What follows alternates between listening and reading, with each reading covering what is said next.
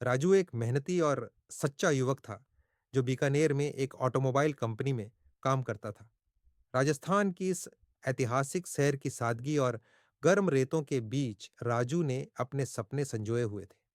वह अपने परिवार से दूर अपने छोटे से कमरे में रहता था, जहां हर शाम वह बीकानेर की सुनहरी शामों को निहारता था।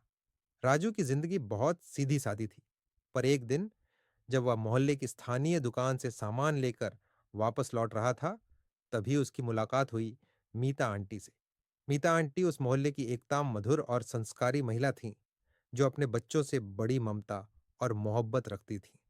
उनके चेहरे पर हमेशा एक तरह का सुकून और गर्माहट रहती थी, जो किसी का भी मन मोह लेती।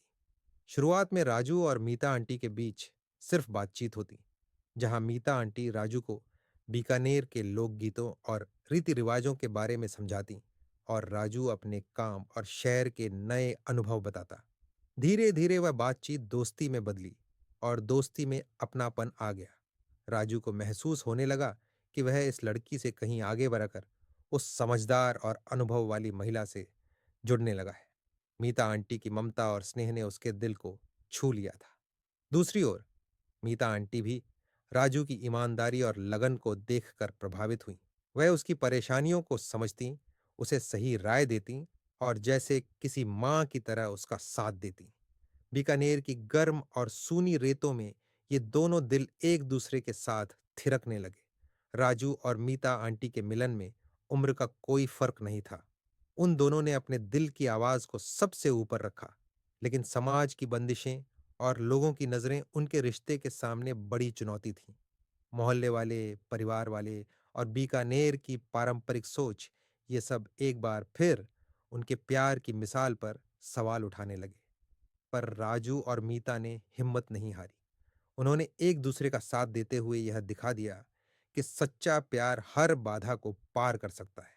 राजू और मीता आंटी की दोस्ती धीरे धीरे गहरी होती गई। एक दिन बीकानेर की हल्की ठंडी शाम थी, जब राजू ने तय किया कि वह मीता आंटी के लिए अपने दिल की बात कहेगा। वह उनके घर के सामने खड़ा था। दिल की धड़कनें तेज थीं, हाथ कांप रहे थे। मीता आंटी ने दरवाजा खोला और मुस्कुराकर कहा, राजू, क्या हुआ? आज कुछ अलग लग रहे हो। राजू ने गहरी सांस ली और बोला, मीता आंटी, मैं आपसे कुछ कहना चाहता हूं। मैं जानता हूं उम्र का फर्क है, पर मेरे दिल ने आपसे प्यार कर लिया है। मीता आंटी की आंखों में आश्चर्य और फिर एक नर्म मुस्कान आई और राजू को अंदर आने को कहा। राजू का गला सूखता जा रहा है। भराई आवाज से कहा, आंटी, पानी मिल सकता है क्या? आंटी पे तिरछी निगाह से राजू को देखा और कहा, तुम्हें दूध पिला दूं? यह सुनकर राजू की दिल जोर जोर से धड़कने लगा और धीरे से कहा, जैसा आप चाहे। आंटी पानी का गिलास मेरे हाथ में दिया और मुझसे सटकर बैठ गई। आंटी के टच होने से मेरा रोम रोम खड्डा हो गया। फिर आंटी ने अपना हाथ मेरे कंधे पर रख दिया और अपना मुंह मेरे मुंह के पास लाकर मेरे होंठों को देखने लगी। मेरी सांसें तेज और गर्म होने लगीं। फिर आंटी ने कहा, बोलो राजू, क्या कहना चाहते हो? आंटी की जिस्म की खुशबू से मेरा सब्र का बंध टूट गया और मैंने अपने होंठ आंटी के होंठ से चिपका दिए। आंटी भी मेरा साथ देने लगी। फिर मैंने एक हाथ आंटी के जिस्म पे रगत देने लगा। आंटी के मुंह से जोर जोर से आह आह निकलने लगी। फिर हमने एक दूसरे के एक एक कपड़े को हटाना शुरू कर दिया। थोड़ी देर में हमारे जिस्म के सारे कपड़े निकाल चुके थे, फिर एक दूसरे के जिस्म को सहला रहे थे। फिर आंटी ने एक हाथ मेरी जांघों में ले गई और धीरे धीरे रगड़ देने लगी। अब मुझसे और बर्दाश्त नहीं हो रहा था। अब बम एक दूसरे के अंदर समा गए। आधे घंटे में शरीर की ताकत जवाब दे चुकी थी। हमने कपड़ों के बिना ही एक दूसरे को कसकर सो गए। समय बीता। राजू और मीता ने बीकानेर के रेगिस्तान की तरह कठोर परिस्थितियों का सामना किया। मोहल्ले के लोग बातें करने लगे, पर उन्होंने परवाह नहीं की। राजू ने मीता आंटी को अक्सर कहा, हमारा प्यार रेत की तरह नहीं जो उड़ जाए, बल्कि चट्टान की तरह मजबूत है, जो हर तूफान में डटे। मीता भी राजू के साथ हर पल खुश रहती। एक दिन जब वे रेगिस्तान की धूप में साथ टहल रहे थे, तब मीता ने कहा, राजू, जब मैं तुम्हारे साथ हूं तो जैसे बीकानेर की धूप भी मीठी लगती है। राजू ने उसकी हथेली थाम कर कहा, मीता, हमारा प्यार बीकानेर की रेत की तरह सच्चा और अनमोल है। इसे कोई भी तोड़ नहीं सकता। उनका प्यार, उनकी दोस्ती और उनकी कहानी बीकानेर की रंगीन संस्कृति में एक नई मिसाल बन गई। कुछ महीनों बाद जब राजू और मीता आंटी का प्यार अपने चरम पर था, तब एक दिन अचानक राजू के पास एक नौकरी बदलने का प्रस्ताव आया, पर वह बीकानेर से दूर दूसरे शहर में था। यह खबर दोनों के लिए एक बड़ा झटका थी।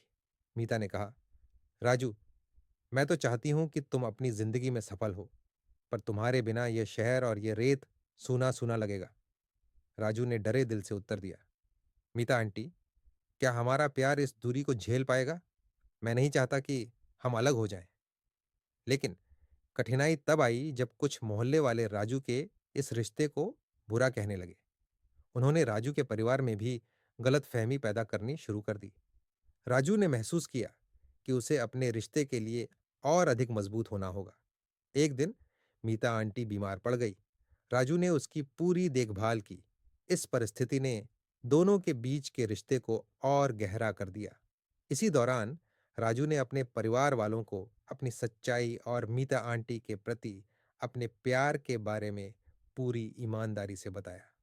राजू के परिवार वालों ने पहले तो नकारा, पर राजू की सच्चाई और मीता आंटी की मेहनत देख आखिरकार मान गए। उन्होंने भी उनकी जोड़ी को स्वीकार कर लिया। राजू ने नौकरी की पेशकश को ठुकरा दिया और बीकानेर में ही एक नई शुरुआत की। मीता आंटी ने भी राजू के साथ जिंदगी बिताने का फैसला किया। उनका प्यार, जो शुरू हुआ था रेगिस्तान की रेत की तरह नाजुक, अब बन चुका था चट्टान की तरह अडिग और स्थायी। एक दिन राजू ने मीता आंटी को उनके पसंदीदा गुलाब के फूल भेजे। मीता आंटी ने छोटे से हाथों से फूलों को छू कर कहा, राजू, तुम्हारे ये फूल मेरे लिए बस तुम्हारे दिल की मोहब्बत का पैगाम है। जब बारिश की बूंदें बीकानेर की धूल भरी सड़क पर गिर रही थीं, तब राजू और मीता आंटी एक पुराने छप्पर के नीचे एक साथ छुपे थे। राजू ने मीता की हथेली को अपने हाथ में लिया और धीरे से कहा, बारिश की ये बूंदें कितनी भी गिरें, बस तुम मेरे साथ रहो। मीता ने मुस्कुराकर जवाब दिया, तुम्हारे साथ ये ठंडी बारिश भी जैसे सबसे गर्म एहसास दे रही है। एक शाम मीता आंटी ने राजू के लिए अपने पुराने गीत गाए। उनके स्वर इतने मधुर थे कि राजू के आंखों में आंसू आ गए। उसने कहा, तुम्हारी आवाज में ऐसा सुकून है कि हर दर्द दूर हो जाता है। राजू ने एक बार मीता आंटी के कंधे पर सिर रखकर कहा, तुम्हारी ममता में मुझे वो घर मिलता है जिसकी मैं तलाश में था। मीता आंटी ने धीरे से उसे गले लगाकर कहा, यह घर हमेशा तुम्हारा रहेगा। जब कभी राजू थका होता या उदास महसूस करता, तब मीता आंटी चाय के कप लेकर आती और कहती, चाय में थोड़ी सी मिठास और तुम्हारे चेहरे की मुस्कान से हर समस्या आसान हो जाती है। ऐसे छोटे छोटे पल उनके प्यार को और भी मजबूत करते गए, क्योंकि उनके दिलों की भाषा में हमारी जुबान से परे कुछ था, एक गहरा एहसास जो सिर्फ वही समझ सकते थे।